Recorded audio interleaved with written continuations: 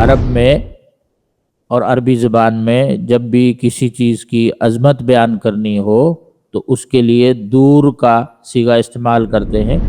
ساتوں آسمان اور جو کچھ اس میں مخلوقات ہیں یہ اللہ کی کرسی کے سامنے ایسے ہیں جیسے بہت بڑا صحرا ہو اور اس میں ایک انگوٹھی پڑی ہوئی۔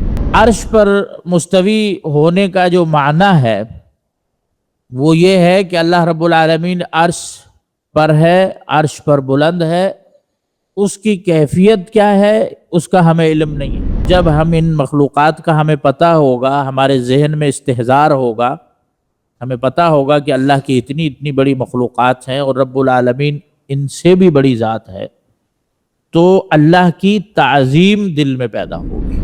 ایمان جو ہے یہ خوف اور امید کے درمیان ہونا چاہیے۔ امید اگر زیادہ بڑھ جاتی ہے تو انسان گناہ پر جری ہو جاتا ہے، جرت ہو جاتی ہے، اس کو پرواہ ہی نہیں رہتی کسی چیز کی۔ اور خوف اگر زیادہ بڑھ جائے تو انسان مایوس ہو جاتا ہے کہ اب تو شاید میری بخشش ہو ہی نہ، اب تو شاید مجھے نجات ملے ہی نہ۔ وَلَقَدْ يَسَّرْنَا الْقُرْآنَ لِلذِّكْرِ فَهَلْ مِن مُدَّكِرٍ۔ آج اللہ تعالیٰ کی توفیق سے اور اس کے فضل سے سورہ رعد کا آغاز کریں گے۔ حروف مقطعات سے اس کا آغاز ہوتا ہے۔ اعوذ باللہ من الشیطان الرجیم، بسم اللہ الرحمن الرحیم، الف لام میم را۔ اور حروف مقطعات کے حوالے سے پہلے کافی گفتگو ہو چکی ہے بارہا کہ یہ اللہ تبارک و تعالیٰ کی طرف سے ایک معجزہ ہے اور ایک لحاظ سے امتحان بھی ہے اور ایک چیلنج بھی ہے۔ اس میں اللہ نے دیا ہے اہل عرب کو کہ جو کہ بڑے لغت دان تھے کہ آپ لوگ بڑے شاعر ہو تو یہ الفاظ ہیں، ان الفاظ کو پکڑو اور اس سے اس قرآن جیسی عبارت بنا کر دکھا دو۔ پھر فرمایا تلک آیات الکتاب، یہ آیتیں ہیں قرآن مجید کی۔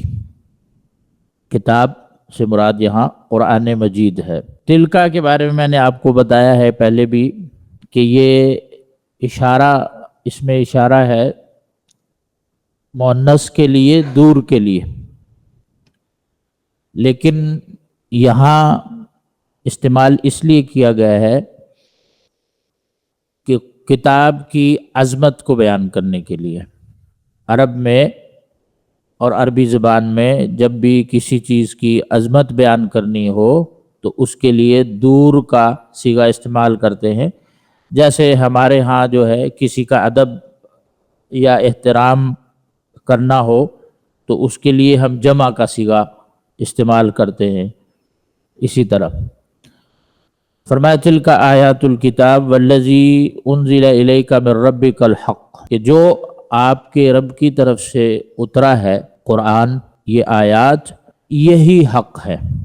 وَلَكِنَّ أَكْثَرَ النَّاسِ لَا يُؤْمِنُونَ، لیکن اکثر لوگ ایمان نہیں لاتے، ان پر ایمان نہیں رکھتے، یعنی کہ پتہ بھی ان کو ہے کہ یہی حق ہے اور یہی بات ٹھیک ہے، لیکن اس وضاحت کے اور روزے روشن کی طرح اس کتاب کے واضح ہونے کے بھی اکثر لوگ نفاق کی وجہ سے، ضد کی وجہ سے، عناد کی وجہ سے، جہالت کی وجہ سے لا یؤمنون، ایمان نہیں لاتے۔ پھر آگے اللہ رب العالمین نے اپنی کائنات کی نشانیوں کا تذکرہ شروع کیا ہے۔ گزشتہ جو سورت گزری ہے سورہ یوسف، اس میں آپ نے دیکھا کہ اللہ تعالیٰ نے یہ فرمایا تھا کہ یہ قریش جو ہے زمین و آسمان کی بہت سی نشانیوں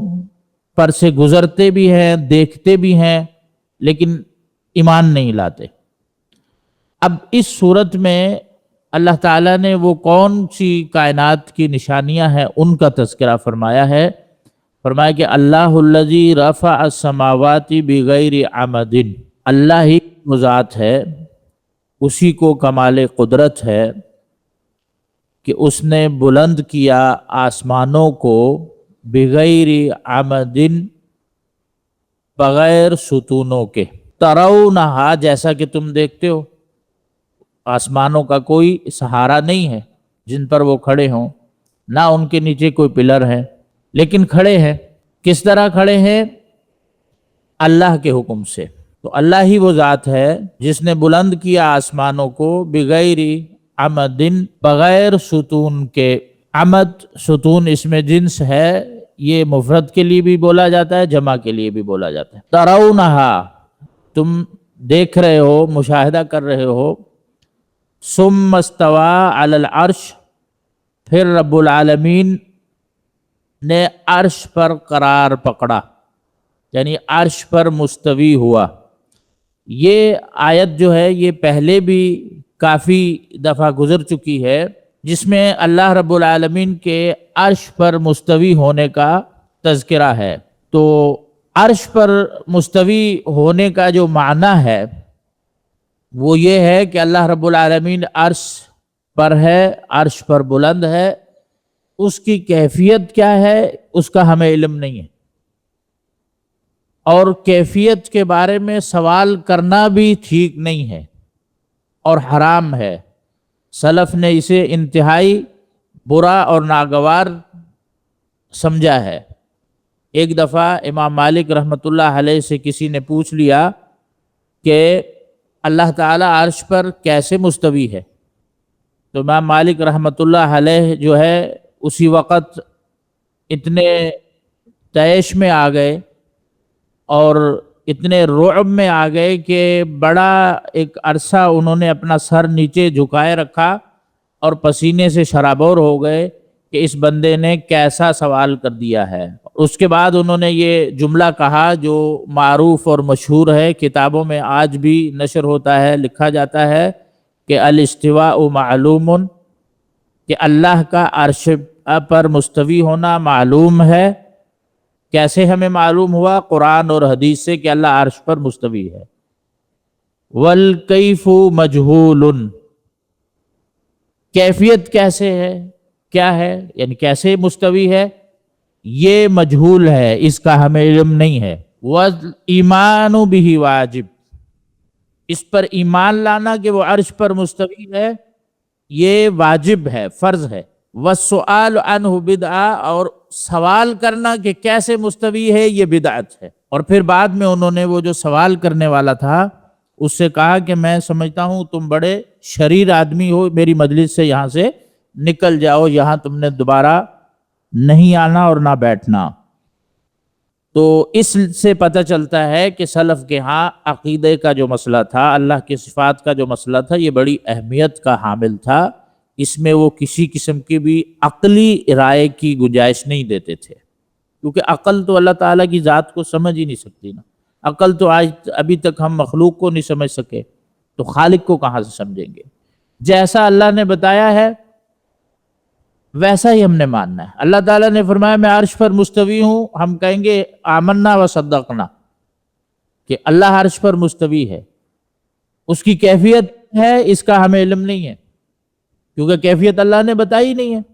اگر بتائی ہوتی تو ہم وہ بھی مان لیتے۔ تو کیفیت کا ہمیں علم نہیں ہے کہ وہ کیسے مستوی ہے۔ ہاں، ایمان رکھنا فرض ہے۔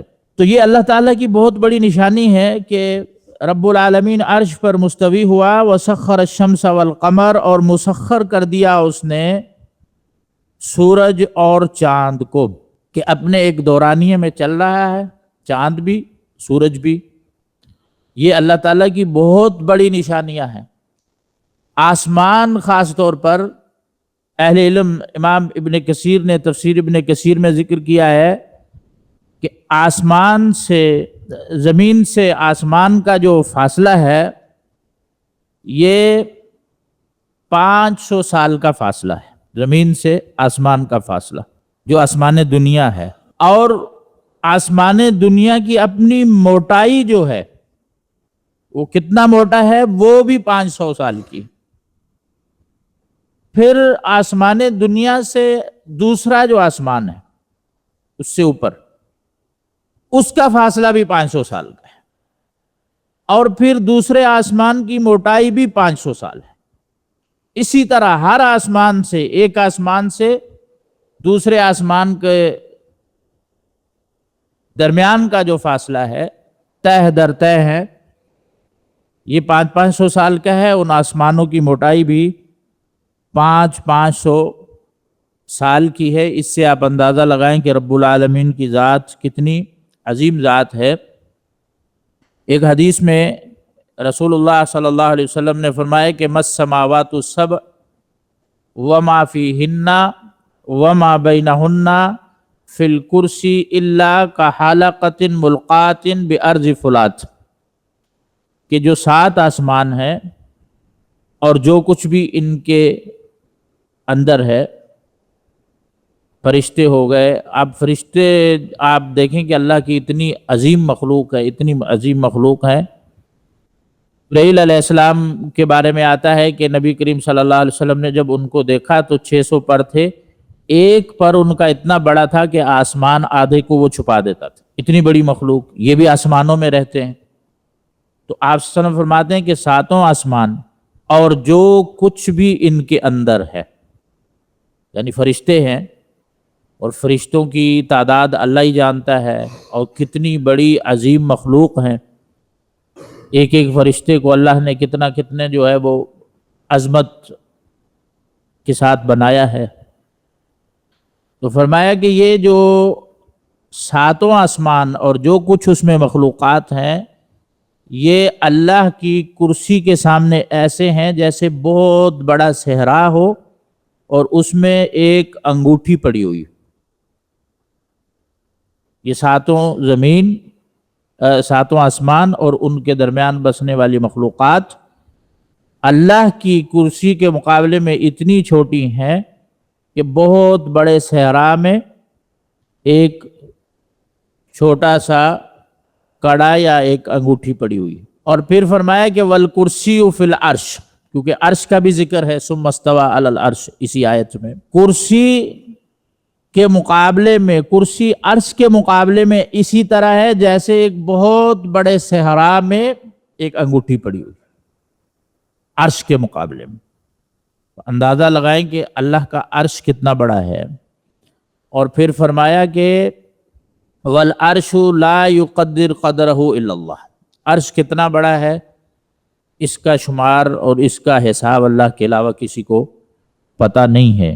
تو یہ اللہ کی اتنی بڑی عظیم مخلوقات کائنات میں انسان اپنی آنکھوں سے دیکھتا ہے اور اس کے باوجود جو ہے ایمان نہیں لاتا، یہ انتہائی جہالت کی علامت ہے۔ اور دوسری بات یہ بھی ہے اس میں کہ اتنی بڑی ذات ہے، اتنا بڑا رب ہے، تو جب ہم کہتے ہیں نا اللہ اکبر، تو جب ہم ان مخلوقات کا ہمیں پتہ ہوگا، ہمارے ذہن میں استحضار ہوگا، ہمیں پتہ ہوگا کہ اللہ کی اتنی بڑی مخلوقات ہیں اور رب العالمین ان سے بھی بڑی ذات ہے، تو اللہ کی تعظیم دل میں پیدا ہوگی، اللہ کا خوف دل میں پیدا ہوگا۔ اس کے لیے اللہ تعالیٰ نے قرآن میں جا بجا مختلف مقامات پر مخلوقات میں غور کرنے کا کہا کہ اس میں ایک مخلوق کا نام لے کے کہا کہ اس کے بارے میں غور کرو، اس کے بارے میں غور کرو، کہ اللہ تعالیٰ کی عظمت کو پہچان سکو۔ اور اس میں یہ بھی ہے کہ دیکھیں کہ اتنی بڑی ذات ہے، انسان اس کے مقابلے میں کچھ نہیں۔ لَخَلْقُ السَّمَاوَاتِ وَالْأَرْضِ أَكْبَرُ مِنْ خَلْقِ النَّاسِ، اللہ تعالیٰ فرماتے ہیں کہ آسمانوں اور زمین کو پیدا کرنا لوگوں کو پیدا کرنے سے زیادہ بڑا معاملہ ہے۔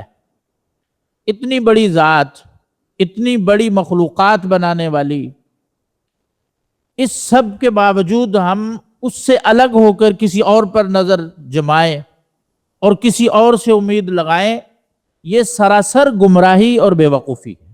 اتنی بڑی ذات ہے، اتنی اس کی کائنات ہے، اتنی وسیع سلطنت ہے، تو کیا ہماری جو چھوٹی چھوٹی ضرورتیں ہیں یہ وہ ذات پوری نہیں کر سکتی؟ اس کے پاس طاقت نہیں ہے؟ اتنی بڑی مخلوقات اس نے بنائی ہیں، اور ہم تو ادھر چھوٹی چھوٹی چیزوں پر جو ہے وہ لڑتے رہتے ہیں، چھوٹے چھوٹے تنازعات کے اوپر صبر نہیں ہے، بے صبری ہے، اس وجہ سے ہمارے ہاں جو ہے برکت نہیں ہے۔ اللہ کے اوپر اعتماد کریں، اللہ کے اوپر توکل کریں اور اللہ ہی سے لو لگائیں، امید لگائیں۔ وہ بہت بڑی ذات ہے، کوئی چیز بھی اس کے ہاں ناممکن نہیں۔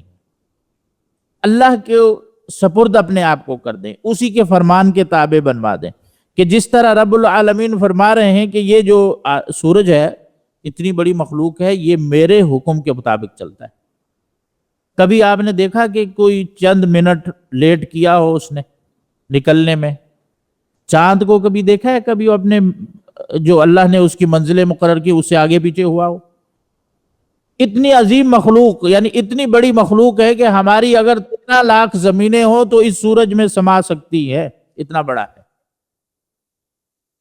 زمین کی ہماری کوئی حیثیت نہیں ہے اس کے سامنے، اتنی بڑی مخلوق۔ اللہ تعالیٰ فرماتے ہیں کہ یہ اپنے تجری لمستقر لہا، جو میں نے اس کو روٹ دیا ہے اسی روٹ کے مطابق یہ چلتا ہے، اپنے ٹائم پر نکلتا ہے، ٹائم پر غروب ہوتا ہے، اور جب غروب ہوتا ہے تو جا کے اللہ کے عرش کے نیچے سجدہ کرتا ہے، اور اگلے دن پھر اللہ سے اجازت مانگتا ہے کہ میں نکلوں۔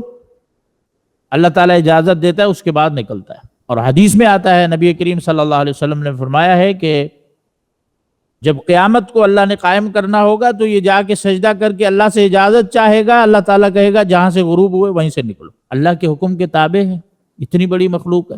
وَأَنَّهُ هُوَ رَبُّ الشِّعْرَى، شعرا جو ستارہ ہے جس کی عرب پوجا بھی کیا کرتے تھے، وہ اس سورج سے 2 گنا بڑا ہے اور اس سے ڈبل گرم ہے۔ اللہ تعالیٰ نے اہل مکہ کو یہ کہا کہ وہ شعرا کا بھی وہی اللہ ہی رب ہے، وَأَنَّهُ هُوَ رَبُّ الشِّعْرَى، اس کو بھی میں نے ہی بنایا ہے، یہ بھی میرے ہی حکم کے تابع ہے۔ تو لہٰذا اللہ تعالیٰ یہ بتا رہے ہیں کہ یہ جتنی بھی کائنات کی چیزیں ہیں، انسان ان کے مقابلے میں کچھ نہیں ہے، اور یہ اللہ کے دیے ہوئے ایک جو ترتیب ہے اس سے ایک لمحہ بھی آگے پیچھے نہیں ہوتی۔ تو مطلب یہ ہے کہ انسان ہی نادان ہے۔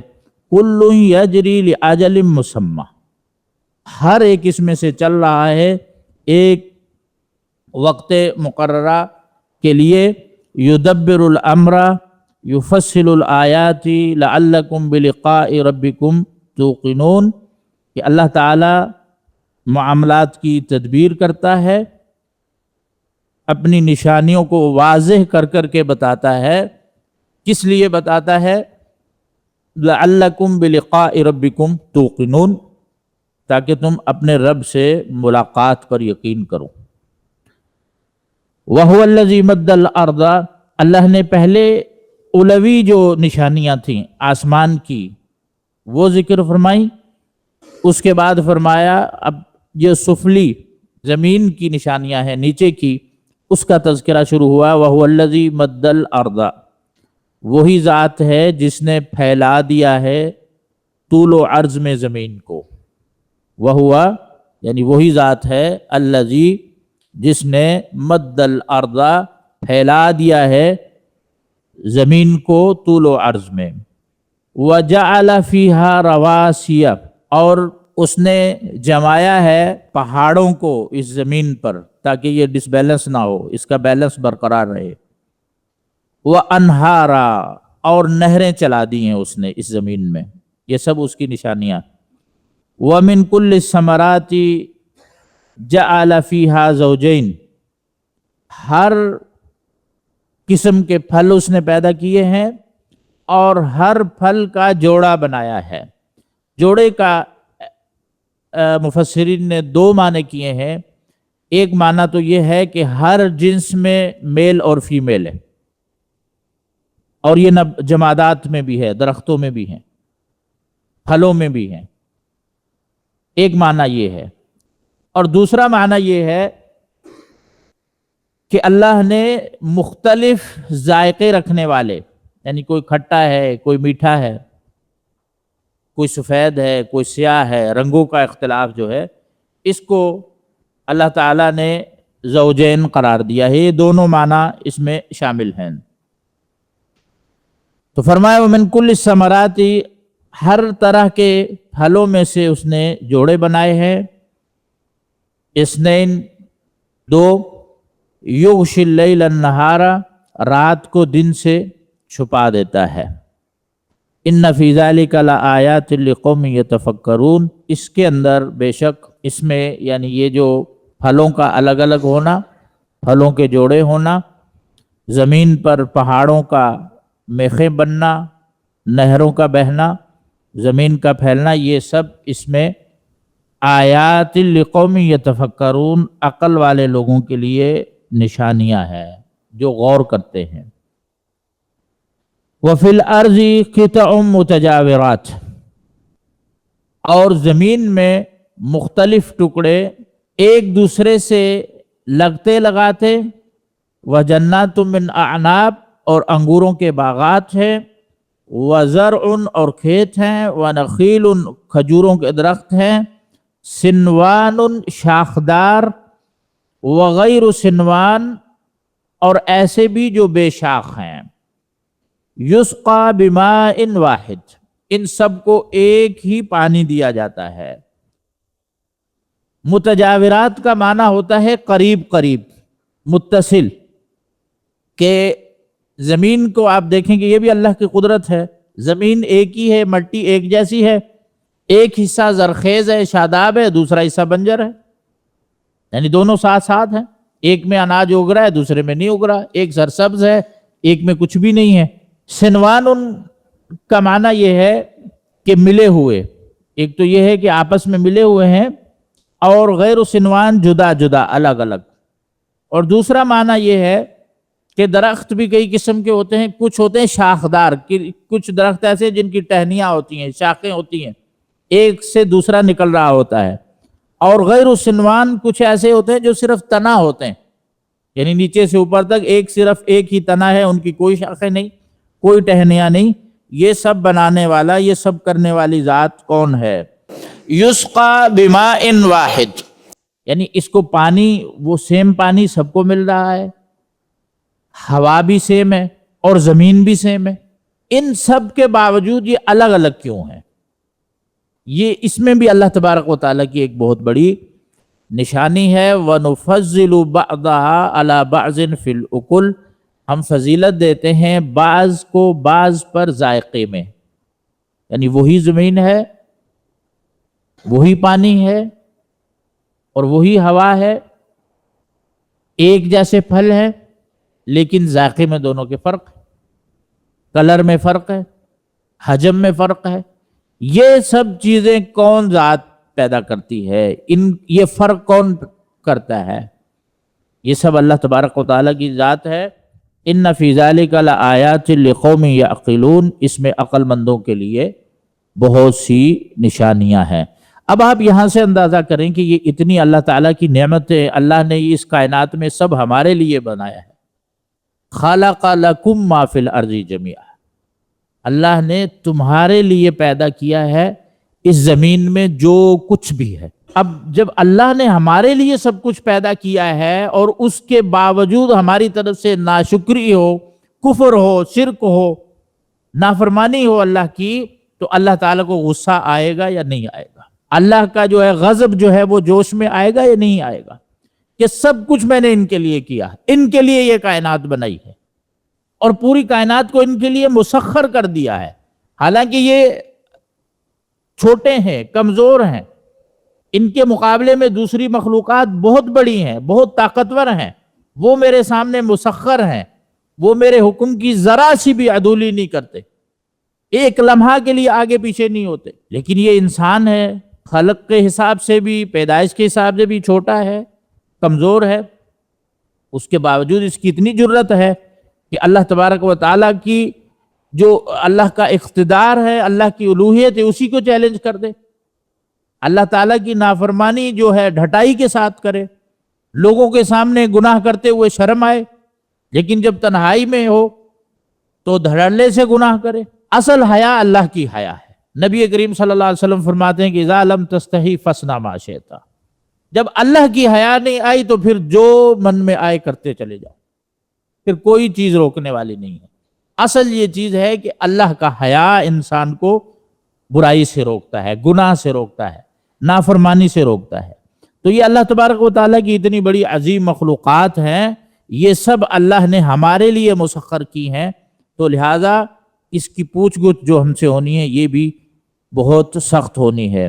ان فی ذالک لآیات لقوم یعقلون، اس میں عقل مند لوگوں کے لیے نشانیاں ہیں۔ وَإِن تعجب، اگر آپ تعجب کریں، یعنی کہ آپ تعجب کر رہے ہیں کہ یہ اتنی بڑی نشانیاں، اتنی بڑی کائنات اللہ نے بنائی، ان کے لیے بنائی ہے، اور آپ کو تعجب ہے یہ ایمان نہیں لا رہے، تو فرمایا فَعَجَبٌ قَوْلُهُمْ، اس سے بھی بڑا عجیب قول ان کا سنو جو کہہ رہے ہیں، یعنی ایمان تو دور کی بات ہے، یہ تو اللہ کے اختیار کو ہی چیلنج کر رہے ہیں کہ اتنی بڑی کائنات دیکھ رہے ہیں، سورج چاند دیکھ رہے ہیں، سب کچھ، آپ صلی اللہ علیہ وسلم تعجب کر رہے ہیں کہ ایمان کیوں نہیں لا رہے؟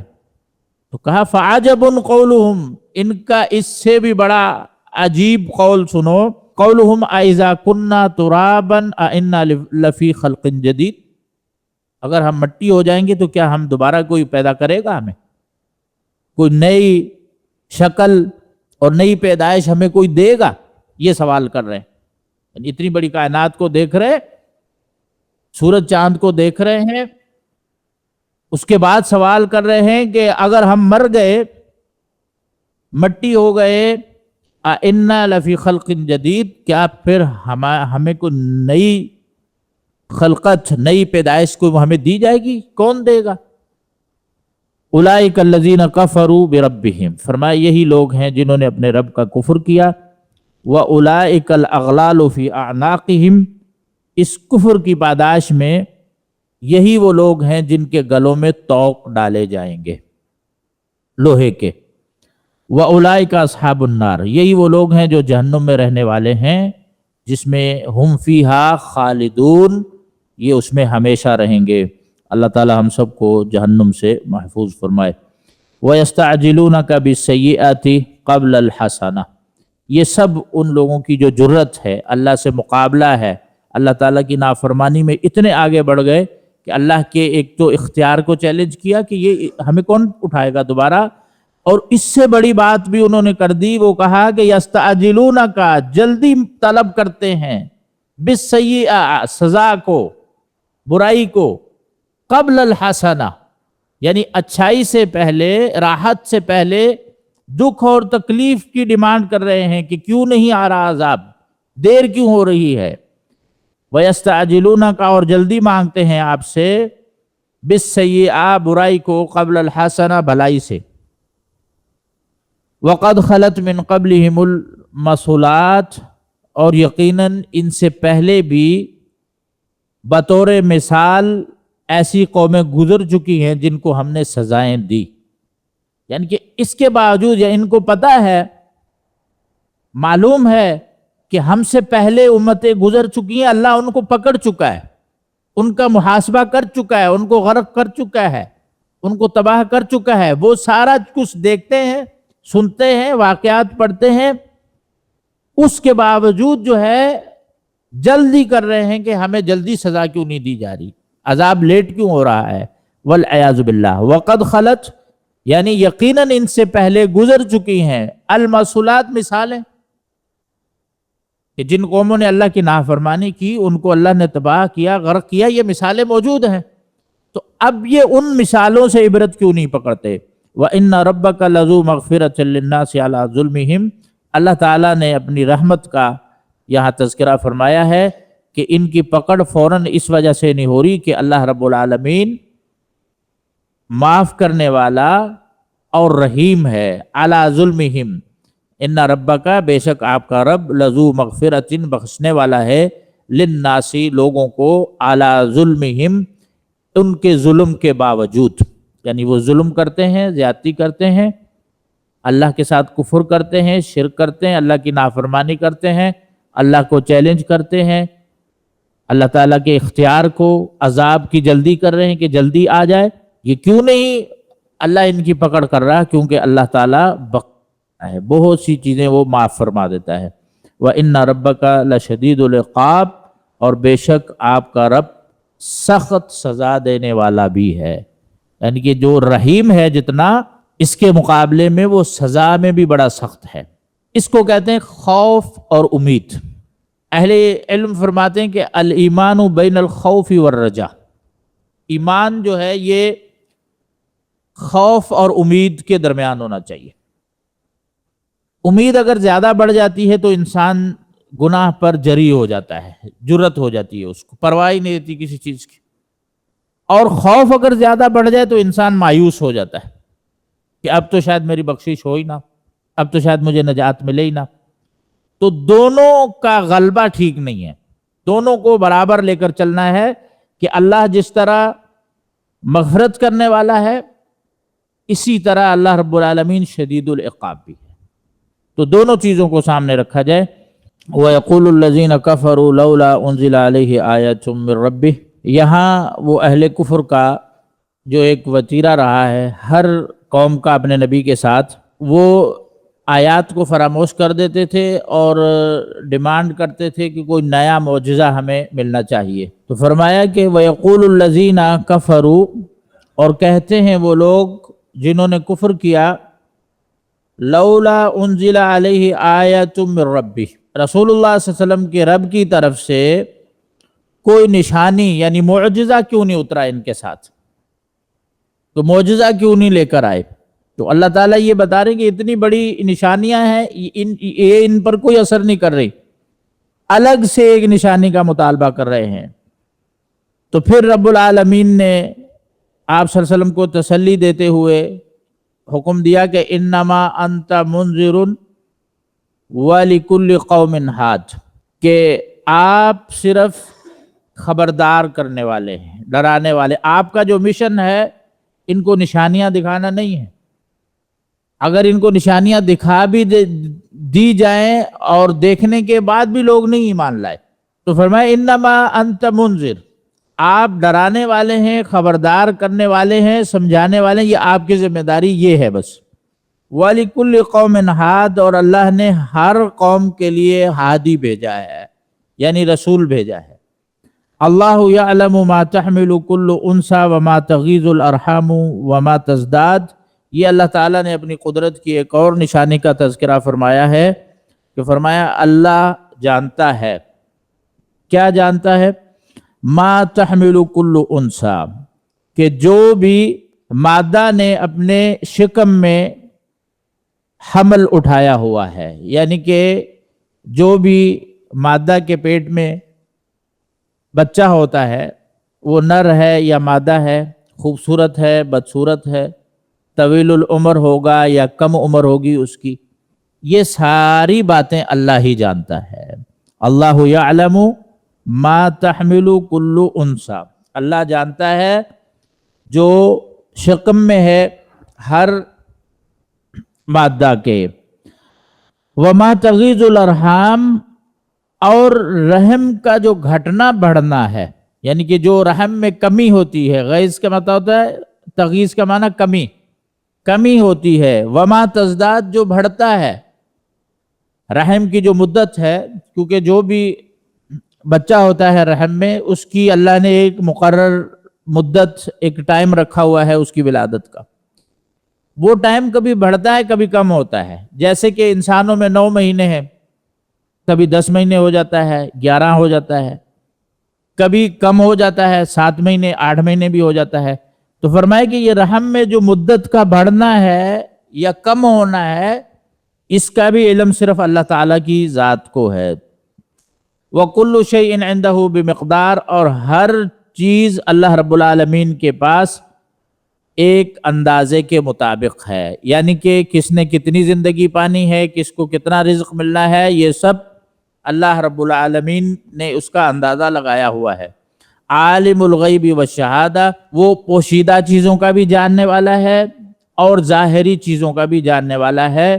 الکبیر المتعال، جو سب سے بڑا ہے اور سب سے بلند و بالا ہے۔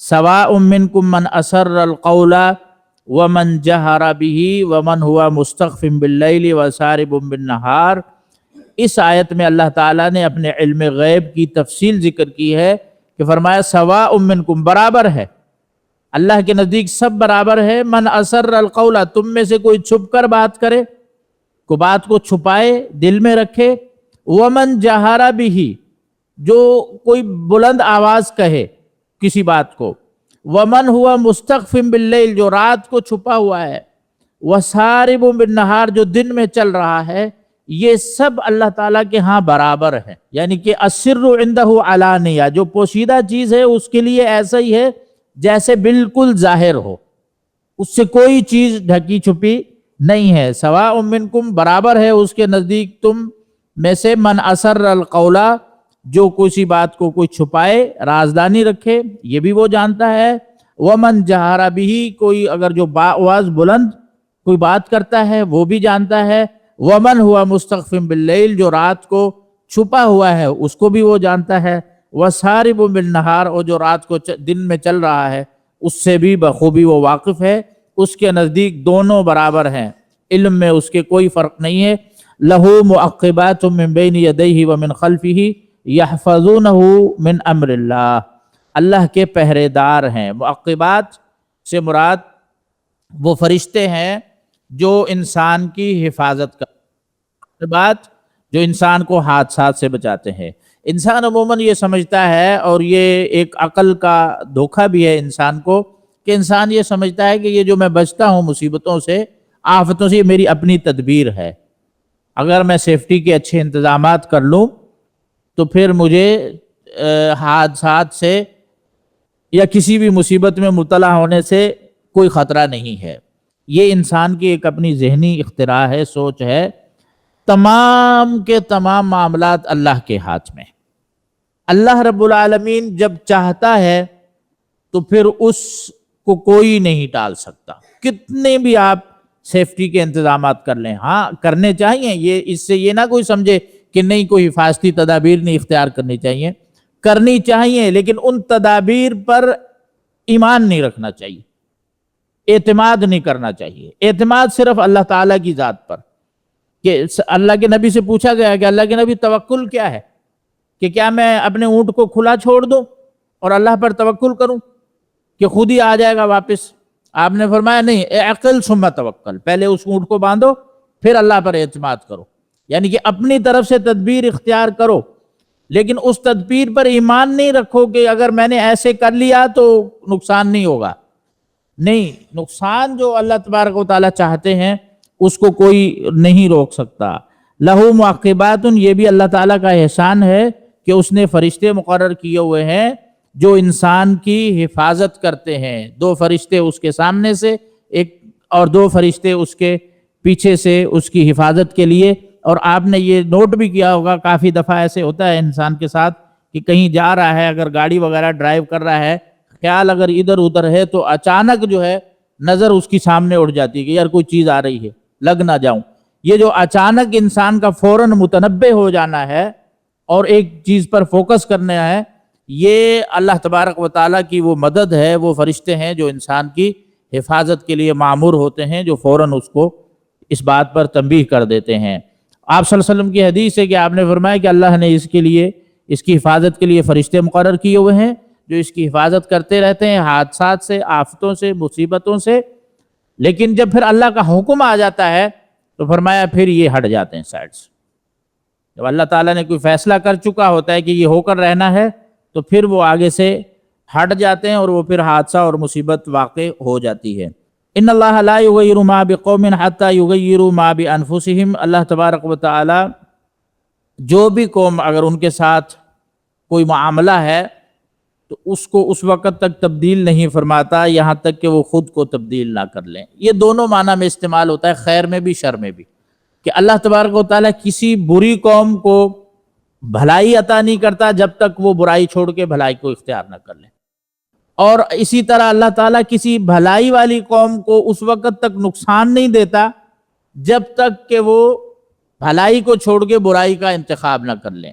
تو مطلب یہ ہے کہ جب انسان خود تبدیل ہوتا ہے، اچھائی کی طرف آتا ہے، تو اللہ تبارک و تعالیٰ بھی پھر اس کے لیے رحمتیں، بہاریں اور برکتیں کے دروازے کھول دیتے ہیں۔ لیکن اگر انسان خود ہی تبدیل نہیں ہو رہا، مسلسل نافرمانی کیے جا رہا ہے، تو اللہ تعالیٰ نے گناہوں کے کچھ اثرات رکھے ہوتے ہیں، وہ اثرات اس کی معیشت پر آتے ہیں، معاشرت پر آتے ہیں، گھریلو زندگی پر آتے ہیں تو پھر انسان جو ہے اس سے تکلیف محسوس کرتا ہے۔ تو فرمایا کہ اگر تبدیل انسان چاہ رہا ہے کہ مجھے بھلائی ہی ملتی رہے، مجھے کوئی دکھ تکلیف نہ پہنچے، تو پھر خود کو پہلے تبدیل کرے۔ کیسے تبدیل کرے؟ اللہ کی اطاعت میں آ جائے۔ اور ابن تیمیہ رحمۃ اللہ علیہ تو فرماتے ہیں کہ اللہ کی ایک جنت دنیا میں بھی ہے، جو اس میں نہیں داخل ہو سکا آخرت کی جنت میں داخل نہیں ہوگا۔ دنیا میں اللہ کی جنت جو ہے وہ یہ شریعت کے احکام ہے، ان میں خیر ہی خیر ہے۔ کہ آپ ابھی میڈیکل کی تحقیقات آ رہی ہیں کہ یہ جو تہجد کے وقت اٹھنا ہے، فجر کے وقت، یہ طب بھی آج کی کہہ رہی ہے کہ ہارٹ اٹیک کے جو زیادہ تر واقعات ہوتے ہیں یہ رات کے آخری پہر پہ ہوتے ہیں، رات کے آخری حصے میں ہوتے ہیں، 2 سے لے کر یہ جو 5-6 کے درمیان۔ یہ ڈاکٹرز کا کہنا ہے کہ 70-80% ہارٹ اٹیک کے واقعات اس وقت پر ہوتے ہیں۔ وجہ کیا ہے؟ وجہ یہی وہ یہ بتاتے ہیں کہ کوئی ہارمون ہے انسان کی جسم کے اندر، جو انسان جب سوتا ہے تو وہ ایکٹیو ہوتا ہے، اور اس کے آٹو باڈی جو بھی اس کے دل نے چلنا ہے، گردوں نے کام کرنا ہے، وہ چلا رہا ہوتا ہے، اور یہ جو آخری پہر ہوتا ہے اس وقت وہ اپنا کام چھوڑ دیتا ہے۔ اب پھر انسان کو ضروری ہے کہ وہ بیدار ہو، جاگ رہا ہو، تاکہ اس کا سسٹم ورک کر سکے۔ تو جب وہ جاگ نہیں رہا ہوتا، سو رہا ہوتا ہے، تو پھر دل پر پریشر پڑتا ہے اور ہارٹ اٹیک کا واقعہ ہو جاتا ہے۔ لہذا یہ جو تہجد کا وقت ہے، دل کی مضبوطی کے لیے اللہ تعالیٰ نے اپنے پیغمبر صلی اللہ علیہ وسلم کو کیا کہا فرمایا تھا کہ اِنَّ نَاشِئَةَ اللَّيْلِ هِيَ أَشَدُّ وَطْئًا وَأَقْوَمُ قِيلًا، کہ آپ کو مضبوط کرنے کے لیے ضروری ہے کہ آپ رات کو تہجد کے ٹائم اٹھیں۔ فجر کے لیے اٹھنا، تہجد کے لیے اٹھنا، یہ انسان کی اپنی صحت کے لیے بہت ضروری ہے۔ انسان کے صحت کے، بلکہ ہمارے تو ایک شیخ امین اللہ صاحب ہیں، وہ فرماتے ہیں کہ عالم دین کہتے ہیں آپ 2 گھنٹے صرف 1.5 گھنٹہ تہجد پڑھ لیں روزانہ، آپ کے جسم سے ہر بیماری ختم ہو جائے گی۔ کوئی بیماری، کوئی جسم میں کہیں درد ہے، دل کا کوئی مسئلہ ہے، گردے کا کوئی بھی مسئلہ ہے، آپ صرف 1.5 گھنٹہ رات کو اٹھیں، اور نیت اللہ کی رضا ہونی چاہیے۔ یہ وہ کہتے ہیں ایک عرصہ آپ تجربہ کر کے دیکھیں، اللہ تبارک و تعالیٰ یہ بیماریاں ختم کر دے گا سب کی سب۔ تو یہ جو اللہ رب العالمین نے وقت رکھا ہوا ہے، یہ برکت والا وقت ہے۔ تو لہٰذا یہ دین جو ہے، یہ دین بہت بڑی رحمت ہے۔ اب وضو کو ہی دیکھ لیں کہ ہم یہاں جس زندگی میں رہ رہے ہیں، ڈسٹ، مسلسل ڈسٹ جو ہے انسان کے ناک کے ذریعے اس کے پھیپھڑوں میں جا رہا ہے، انسان کی سماعت کو نقصان پہنچا رہا ہے۔ تو ہم دن میں 5 وقت وضو کرتے ہیں، مسلسل ہمارے ناک کی صفائی ہو رہی ہے، جو یہاں ڈسٹ جمع ہو وہ صاف ہو جاتا ہے، ہمارے کانوں کی صفائی ہو رہی ہے، ہمارے جسم وجود کی صفائی ہو رہی ہے۔ یہ ایک اللہ تبارک و تعالیٰ کی طرف سے ایک بہت بڑی رحمت ہے۔ یہ صرف عبادت نہیں ہے، بلکہ یہ اللہ تعالیٰ کی طرف سے ایک سیفٹی کا بھی سب سے بہترین طریقہ ہے جو اس نے انسان کو عطا فرمایا ہے۔ وَإِذَا أَرَادَ اللَّهُ بِقَوْمٍ سُوءًا فَلَا مَرَدَّ لَهُ، فرمایا کہ اللہ تبارک و تعالیٰ اگر کسی قوم سے برائی کا ارادہ کر لیں، مطلب یہ کہ اس کو سزا دینے کا ارادہ کر لیں، تو پھر اس کو فَلَا مَرَدَّ لَهُ، پھر اس کو کوئی نہیں پھیر سکتا، کوئی نہیں ٹال سکتا۔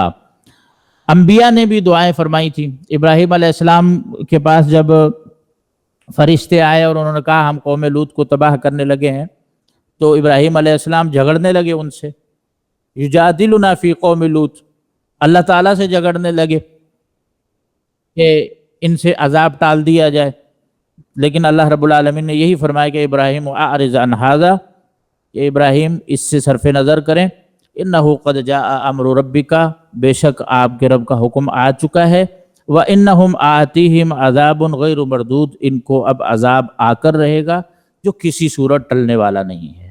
تو مطلب یہ ہے کہ جب اللہ تعالیٰ کسی قوم کو ہلاک کرنے کا، سزا دینے کا ارادہ کر لیتے ہیں تو اس کو کوئی نہیں بچا سکتا۔ وما لہم من دونہ من وال، اور ان کے لیے نہیں ہے اس کے سوا کوئی مددگار۔ هو الذی یریکم البرق خوفا وطمعا، وہی ذات ہے جو تمہیں بجلی کی چمک دکھاتی ہے ڈرانے کے لیے، خوفاً ڈرانے کے لیے، کہ جو باہر سفر پر ہوتے ہیں وہ اس کی چمک سے ڈرتے ہیں، خوف میں مبتلا ہو جاتے ہیں، وطمعاً اور امید بھی دلاتی ہے۔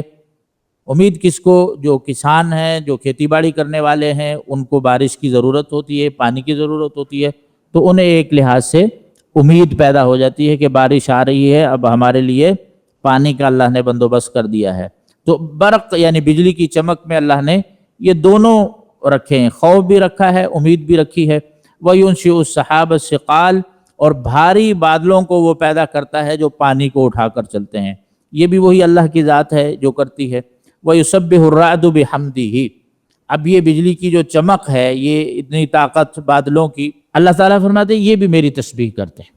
وَيُسَبِّحُ الرَّعْدُ بِحَمْدِهِ، تو انسان کو بھی چاہیے کہ اللہ کی تسبیح کرے۔ وَالْمَلَائِكَةُ مِنْ خِیفَتِهِ، اور فرشتے اللہ کے ڈر سے اللہ کی تسبیح بیان کرتے ہیں۔ اور فرشتے میں نے آپ کو جیسے بتایا ہے کہ بڑی عظیم مخلوق، اتنی عظیم مخلوق اللہ تعالیٰ سے ڈرتی ہے، حتیٰ کہ جس فرشتے کی ذمہ داری اللہ نے سور پھونکنے کی لگائی ہے، حدیث میں آتا ہے نبی کریم صلی اللہ علیہ وسلم نے ارشاد فرمایا کہ وہ اس کا منہ جو ہے سور پر ہے اور کان اس کے مسلسل اللہ کے عرش کی طرف ہیں، انتظار کر رہا ہے کہ اللہ کا جب حکم آئے تو ایک لمحے کی بھی تاخیر نہ ہو، میں فوراً اس حکم کو بجا لاؤں۔ تو فرمایا یہ جو فرشتے ہیں، یہ اتنی عظیم خلق ہونے کے باوجود اللہ کی تسبیح کر رہے ہیں۔ یہ جو کڑک ہے، بجلی ہے، یہ جو بادل ہیں، یہ سب اللہ تعالیٰ کی تسبیح کرتے ہیں۔ وَيُرْسِلُ الصَّوَاعِقَ، اور وہ اللہ بھیجتا ہے بجلی کو، کبھی یہ بجلی عذاب بھی بن جاتی ہے۔ فَيُصِيبُ بِهَا مَن يَشَاءُ، اور وہی ہے جو آسمان سے بجلیاں گراتا ہے اور جس پر چاہتا ہے ڈال دیتا ہے، جس پر چاہتا ہے گرتی ہے اور نقصان کر جاتی ہے۔ وَهُمْ يُجَادِلُونَ فِي اللَّهِ، اور یہ اللہ تبارک و تعالیٰ کے بارے میں جھگڑتے ہیں، یعنی کہ اس کے حق ہونے پر یا ناحق ہونے پر، باطل پر جھگڑ رہے ہوتے ہیں اللہ کے معاملے میں۔ وَهُوَ شَدِيدُ الْمِحَالِ، یعنی کہ کفار اللہ کی بابت لڑ جھگڑ رہے ہیں اور وہ سخت قوت والا ہے۔ محال کا مطلب ہوتا ہے قوت والا، پکڑ والا، تدبیر کرنے والا۔ اللہ رب العالمین سخت تدبیر کرنے والا ہے، سخت پکڑ کرنے والا ہے، بہت بڑی طاقت والا ہے، اور وہ اس طاقت والے کے بارے میں، اس کی ذات کے بارے میں جھگڑ رہے ہیں، اس کا انکار کرنے کے بارے میں، کہ لڑ جھگڑ کر اس کا انکار کریں کہ نہیں ہم اس کو نہیں مانتے، جبکہ وہ شدید طاقت والا، قوت والا ہے۔ لہو دعوت الحق، برحق پکارنا اسی کے لیے۔ والذین یدعون من دونہ لا یستجیبون لہم بشیء، دعوت الحق، دعوت سے مراد ایک تو پکارنا ہے کہ حقیقی پکارنا صرف اللہ کے لیے ہے، اللہ کے علاوہ جس کو پکارا جاتا ہے لا یستجیبون لہم بشیء، وہ ان کا کوئی جواب نہیں دیتے۔ کس طرح جواب نہیں دیتے؟ فرمایا کہ ان کی مثال ایسے ہے، الا کباسط کفیہ الی الماء لیبلغ فاہ، یہ ایسی ہی مثال ہے کہ ایک بندہ اپنے ہاتھوں کو پانی کی طرف پھیلا دے، لیبلغ فاہ، کہ پانی خود بخود اس کے منہ تک پہنچ جائے۔ وما ہوا ببالغی، فرمایا کہ یہ پانی پہنچنے والا نہیں ہے۔ جس طرح پانی خود بخود آ کر انسان کے جو ہے منہ میں نہیں داخل ہو سکتا، انسان نہیں پی سکتا اس کو، اسی طرح فرمایا کہ یہ ایسے ہی ہے جیسے ایک پانی کی طرف ہاتھ پھیلا کر کھڑے ہیں اور انتظار کر رہے ہیں کہ پانی آئے، کیونکہ وہ تو جن کو یہ پکارتے ہیں وہ تو سنتے نہیں ہیں، وہ کوئی مدد نہیں کر سکتے۔ تو اسی طرح یہ جیسا کہ آپ پانی سے امید لگا دیں کہ وہ خود بخود آ جائے اور آپ اسے پی لیں۔ وما دعاء الکافرین الا فی ضلال، اور کافروں کی جو دعا ہے بے فائدہ ہی ہوتی ہے، یعنی اس کا انہیں کوئی فائدہ نہیں ہوتا، کیونکہ ایسی چیز کو پکار رہے ہوتے ہیں، ایسی چیز کو بلا رہے ہوتے ہیں جو اس کا نہ سنتی ہے، نہ ان کی مدد کر سکتی ہے، نہ ان سے کوئی نقصان دور کر سکتی ہے، نہ ان کو کوئی فائدہ دے سکتی ہے، تو بے فائدہ ہی ہوگی نا۔ کہ دعوت الحق یعنی کہ جس کو پکارتے ہیں اللہ کے علاوہ، اللہ کے لیے ہی دعوت الحق، اللہ کو پکارنا چاہیے ہر حال میں، ہر کیفیت میں۔ صحابہ نبی کریم صلی اللہ علیہ وسلم سے آتے تھے، پوچھتے تھے اللہ کے نبی کوئی نصیحت کریں ہمیں کیا کرنا چاہیے جس پہ ہم دین پر ثابت قدم رہیں۔ آپ صلی اللہ علیہ وسلم ان کو کہتے تھے کہ کبھی بھی زندگی میں ایک صحابی کو آپ نے بلایا، اس کو کہا میں تمہیں جنت کی ضمانت دیتا ہوں اگر تم ایک بات پر عمل کر لو۔ کون سی بات ہے؟ فرمایا اللہ کے علاوہ کسی سے نہیں مانگنا۔ تو ان صحابی کے بارے میں آتا ہے کہ زندگی بھر انہوں نے اپنے گھر میں بھی کسی کو نہیں کہا کہ مجھے پانی پلا دو، کہا جب بھی میں مانگنا ہے اللہ تعالیٰ سے ہی مانگنا ہے، اللہ سے ہی سوال کرنا ہے۔ تو ایک تو دعا کا معنی یہاں پکار ہے، دوسرا معنی عبادت ہے۔ لہو دعوت الحق یعنی اسی کے لیے ہی حقیقی عبادت ہے، عبادت کا حقدار وہی ہے۔ اللہ کے علاوہ جس کی یہ عبادت کرتے ہیں وہ انہیں کوئی فائدہ نہیں دے گا، بلکہ وہ عبادت الٹا ان کو نقصان پہنچائے گی، اس کا محاسبہ ہوگا، اللہ پکڑ کرے گا۔ یہ دونوں معنی ہے دعوت الحق میں، ایک تو پکارنا، مدد مانگنا مشکلات میں، تکالیف میں، یہ بھی شامل ہے، اور عبادت بھی شامل ہے کہ عبادت کا حقدار بھی اللہ ہی ہے اور پکار کا حقدار بھی صرف اللہ ہی ہے۔ اس کے علاوہ نہ ہم کسی کو پکار سکتے ہیں نہ کسی کی عبادت کر سکتے ہیں۔ وَلِلَّهِ يَسْجُدُ مَنْ فِي السَّمَاوَاتِ وَالْأَرْضِ، اور اللہ تعالیٰ کو ہی سجدہ کرتی ہے یا سجدہ کرتے ہیں جو بھی آسمانوں میں یا زمین میں ہیں۔ یہ بھی اللہ تعالیٰ نے یہ بتایا ہے کہ اللہ کو عبادت کی ضرورت نہیں ہے، کہ انسان یہ نہ سمجھے کہ اللہ تعالیٰ اپنی حیثیت بڑھانے کے لیے ہمیں حکم دے رہا ہے کہ ہم اس کے سامنے جھکیں، نہیں، یہ تو انسان کا شرف ہے۔ اللہ تعالیٰ کسی کو موقع عطا کر دے کہ رب العالمین کی بندہ اطاعت کر جائے اور اس کی جنت پا جائے، اس کا قرب حاصل کر لے، یہ تو انسان کے لیے ایک موقع ہے، انسان کے لیے شرف ہے۔ اللہ تعالیٰ کو سجدوں کی ضرورت نہیں ہے۔ فرماتے ہیں للہ یسجد، اللہ کے کو سجدہ کرتی ہیں تمام مخلوقات، من فی السماوات والارض، جو بھی آسمانوں میں ہوں یا زمین میں ہوں، طوعا و کرہا، خوشی سے یا ناخوشی سے۔ خوشی سے انسان کرتا ہے جو مومن ہے، اور ناخوشی سے کافر بھی کسی نہ کسی طریقے سے اللہ تبارک و تعالیٰ کے آگے جھکتے ہیں، نہ چاہتے ہوئے بھی، کہ مرضی سے اور بغیر مرضی کے سب اللہ تعالیٰ کے سامنے اللہ کے نظام کے تابع ہیں۔ ایک تو سجدہ، یہ سجدہ حقیقی ہے کہ ہر مخلوق کسی نہ کسی طریقے سے اللہ کو سجدہ کرتی ہے، ایک معنی یہ ہے۔ دوسرا اس کا معنی یہ ہے کہ ہر مخلوق اللہ تبارک و تعالیٰ کے حکم کے تابع ہے، یعنی کہ رب العالمین اگر زندگی کا فیصلہ کرتے ہیں، موت کا فیصلہ کرتے ہیں، بیماری کا، صحت کا، یہ کافر جو کہ اللہ کے مخالف ہیں وہ اس کو نہیں ٹال سکتے، یعنی کہ وہ تابع ہیں۔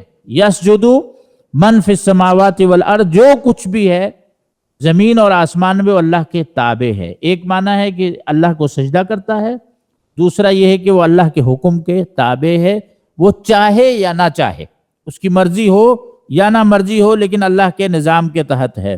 وَظِلَالُهُمْ، اور ان کے سائے بھی، بالغدو والآصال، صبح اور شام اللہ کو ہی سجدہ کرتے ہیں۔ قُلْ مَن رَّبُّ السَّمَاوَاتِ وَالْأَرْضِ، فرما دیجئے کون ہے پروردگار آسمانوں کا اور زمین کا؟ قُلِ اللَّهُ، پھر آپ کہہ دیجئے کہ اللہ ہی ہے۔ قُلْ أَفَاتَّخَذْتُم مِّن دُونِهِ أَوْلِيَاءَ لَا يَمْلِكُونَ لِأَنفُسِهِمْ نَفْعًا وَلَا ضَرًّا، پھر اللہ تعالیٰ پوچھتے ہیں کہ تم اللہ کے علاوہ ایسے حمایتی بناتے ہو، ولی بناتے ہو، مددگار بناتے ہو، لا یملکون لانفسہم نفعا، جو مالک نہیں ہیں اپنی جانوں کے نفع نقصان کے بھی، جو خود کو فائدہ نہیں دے سکتے، تمہیں کیا فائدہ دیں گے؟ جن کو تم پکارتے ہو کیا وہ بیمار نہیں ہوتے؟ کیا ان کو تکلیف نہیں ہوتی؟ کھانے کی ضرورت نہیں ہوتی؟ وہ خود محتاج ہیں، خود اپنا نفع اور نقصان کے مالک نہیں ہیں، تو آپ کے لیے وہ کیا کریں گے؟ قل هل يستوي الاعمى والبصير، تو اس میں اللہ تعالیٰ نے مثال دی ہے کہ جو توحید کو مانتے ہیں وہ نور والے ہیں، بصارت والے ہیں، جو اللہ کا انکار کرتے ہیں وہ اندھے ہیں۔ فرمایا قل هل يستوي الاعمى والبصير، اندھا اور دیکھنے والا دونوں برابر ہو سکتے ہیں؟ ام هل تستوي الظلمات والنور، کیا روشنی اور اندھیرا دونوں برابر ہو سکتے ہیں؟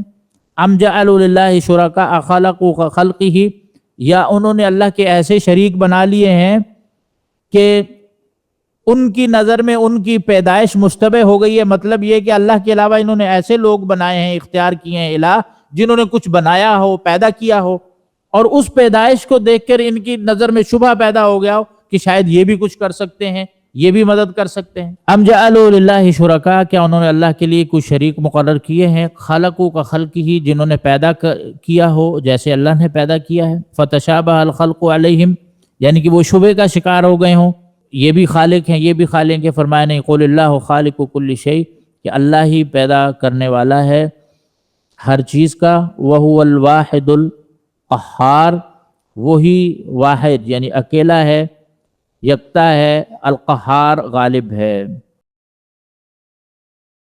آسمان سے اللہ ہدایت اور قرآن کو اتارتا ہے، پھر ہر دل اپنی گنجائش کے حساب سے جتنی اللہ نے اس کو توفیق دیتی ہے وہ دل اس حق کو قبول کر لیتا ہے۔